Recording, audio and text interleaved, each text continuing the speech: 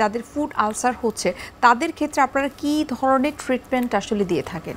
আমি সাধারণত যারা আসে তাদের আগে ওন ডেভেলপমেন্ট করি ডেড টিস্যুগুলি, ব্লাড ফ্লোটা ইনক্রিজ করি ভ্যাক থেরাপি দিয়ে অথবা স্টেম সেলপি দিয়ে ব্লাড ফ্লোটাকে ইনক্রিজ করি।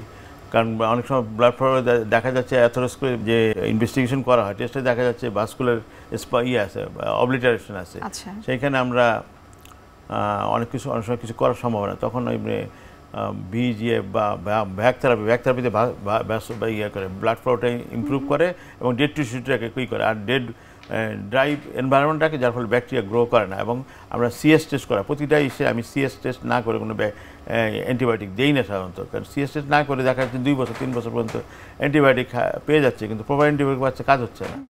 এই জন্য সিএস টেস্ট প্লাস আপনার ডেভেলপমেন্ট প্লাস আপনার বললাম যে মানে ভাস্কুলার যে গ্রোথ ফ্যাক্টরগুলি দিয়ে আপনার ভাস্কুলার কম্প্রোমাইজটাকে দূর করা, তাহলে আর কি আমরা ভালো রেজাল্ট পেতে পারি। আচ্ছা, যদি কোনো ব্যক্তি এই ফুড আলসার জনিত সমস্যায় ভুগে থাকে সেক্ষেত্রে আসলে ট্রিটমেন্ট করার পরে কতদিনের মধ্যে আসলে সেটা কিউর হওয়ার সম্ভাবনা থাকতে পারে, যেটি আসলে রোগীরা প্রশ্ন করে থাকে? আচ্ছা, এটা 2 রকমের আছে। অনেকে আছে ধরেন কি অনেক সার্জন আছে যারা অতদিন ওয়েট করতে চান, একটা লম্বা সময় লাগে। এটা আমরা অনেক ভ্যাক থেরাপি দিয়ে রেগুলার ড্রেসিং করে থেরাপি দিই আমরা। কনভেনশনাল থেরাপি অনেক সময় লাগে, সময় সাপেক্ষ ব্যাপার, কিন্তু অনেকে একটু সময় দিতে চায় না, রুগীও সময় দিতে চায় না এবং ডাক্তারও দিতে চায় না, যার ফলে হয়তো ইমিডিয়েটলি অ্যাম্পুটেশন যায়। আমি অ্যাম্পুটেশনের পক্ষপাতী না, অ্যাম্পুটেশন আমি সাধারণত করি না, ভেরি রেয়ার আমি করছি, 2-1 ছাড়া করি নাই, যেটা একেবারে না করার না।